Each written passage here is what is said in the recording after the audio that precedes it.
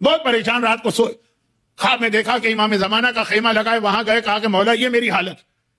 کہا کہ تم برابر کے خیمے میں جاؤ، وہاں میرا نائب بیٹھا، وہ اسی زمانے کے ایک عالم، وہاں گئے اور نائب نے ان کو ایک دعا بتائی جو شیخ عباس قمی نے مفاتیح میں فجر کے اعمال میں لکھی. جب بہت آپ پہ پرابلم آ جائے، کوئی راستہ نہ ہو، نکلنے کا ہر راستہ بند نظر آئے، تو وہ یہی ہے نا کہ نماز کے بعد پہلے اپنا ہاتھ اپنے دل پہ رکھو 70 ٹائمز کو یا فتح، اس کے بعد یہ دعا پڑھو جو میں 2 دن سے خطبے میں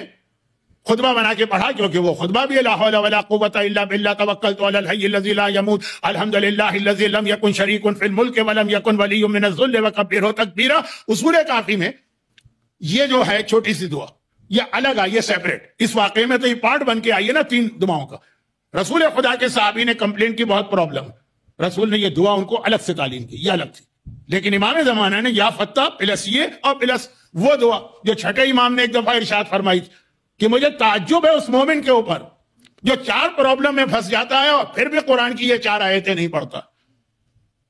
اسے اگر کوئی رزق کا مسئلہ ہوتا ہے وہ کیوں نہیں پڑھتا ہے ماشاءاللہ لا قوت الا باللہ، جو کل میں نے ماشاءاللہ لا قوت الا باللہ الگ سے بتائی تھی، لیکن یہ پارٹ ہے اس 3 دعاؤں کا جو ملا کے امام زمانہ کے نائب کے ذریعے ان کو پہنچی اور پھر ان کے سارے پرابلم ود ان ڈیز ختم ہو گئے. اور چھٹے امام کی دعا میں تو، چھٹے امام کے فرمان میں تو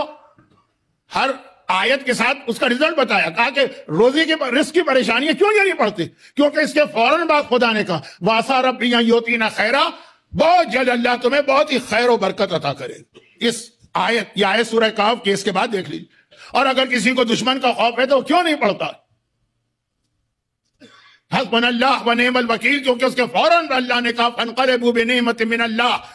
جنہوں نے یہ دعا پڑھی اللہ نے نعمتوں کی بارش ان پہ کر دی. اور اگر کسی کو پریشانیاں ہیں تو کیوں نہیں پڑھتا ہے سبحانک لا الہ الا انت انی کنت من الظالمین، کیونکہ اس کے فوراً بعد قرآن نے کہا فاستجبنا له ونجیناہ من الغم وکذلک ننجی المؤمنین. امام ہر دعا ہر آیت کے ساتھ بتا رہے ہیں اس کے ساتھ کون سی آیت.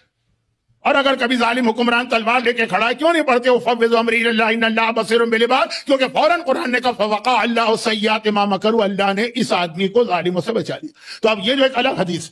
یہ ایک الگ حدیث، وہ توکلت علی الحی الذی الگ حدیث، وہ رسول کی ہے یہ امام کی ہے. رسول کا لقب بھی صادق ہے، اس امام کا لقب بھی صادق ہے جن کی حدیث، دونوں صادقین کو ملا کر امام زمانہ نے یا فتح، فتح کے معنی راستہ کھولنے والا،